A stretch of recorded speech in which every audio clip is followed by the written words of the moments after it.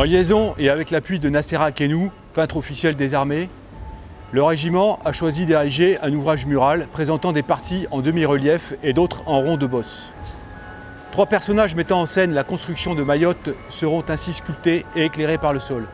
La composition sera installée sur la place d'Armes. Ce monument de 3,50 m de large et d'environ 2,30 m de haut sera réalisé en 4 étapes. Pour la première phase, il s'agira d'accomplir un terrassement pour le mur et réaliser une fondation et un socle en béton avec du ferraillage. Dans un deuxième temps, seront édifiés 2 murets intérieurs et une structure en forme trapézoïdale avec des matériaux anti-fissures. Ensuite, seront construits plusieurs coffrets pour donner une forme grossière au personnage. Lorsque l'opération sera terminée, la sculptrice interviendra pour affiner les détails. Enfin, la phase finale de la construction consistera à incorporer un revêtement décoratif en pierre de parement et à la pose de pavés en granit au sol.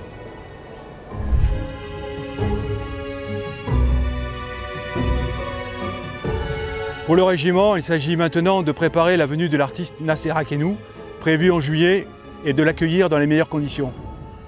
Le travail de préparation a été confié au caporal-chef Julien, chef de la filière maçon-carreleur à la première compagnie de formation professionnelle. Bien que du matériel nécessaire à la réalisation de l'œuvre sera acheminé par bateau vers Mayotte depuis la métropole, il s'agit dès à présent de lancer le chantier afin de faciliter le travail de la sculptrice. Ainsi, le caporal-chef Julien, aidé par ses volontaires stagiaires, aura en charge de réaliser le socle, le mur, plusieurs coffrages pour les statues et l'habillage de la face arrière de la construction.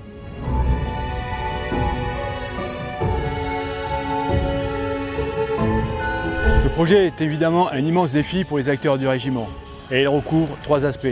C'est d'abord un défi artistique, car il a nécessité de longs et nombreux échanges avec l'artiste pour trouver un sujet représentant l'île au parfum.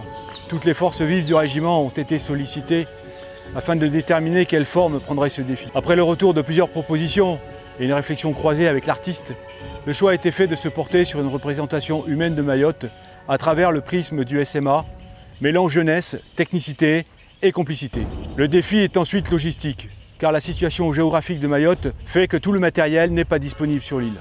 Il a donc fallu dresser un inventaire précis et exhaustif de nos besoins, et toute erreur sera difficilement rattrapable. La réalisation de ce monument est enfin une vraie prouesse professionnelle pour notre équipe de bâtisseurs. En effet, les matériaux utilisés, le travail conjoint d'une sculptrice professionnelle avec des volontaires du SMA, les compétences à acquérir pour les jeunes ou encore les délais contraints de préparation en font un chantier unique et exceptionnel en termes d'expérience.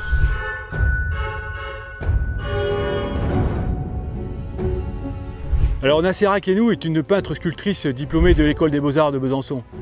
En 2014, elle obtient son premier agrément de peintre officiel des armées et celui de peintre de l'air et de l'espace en 2019.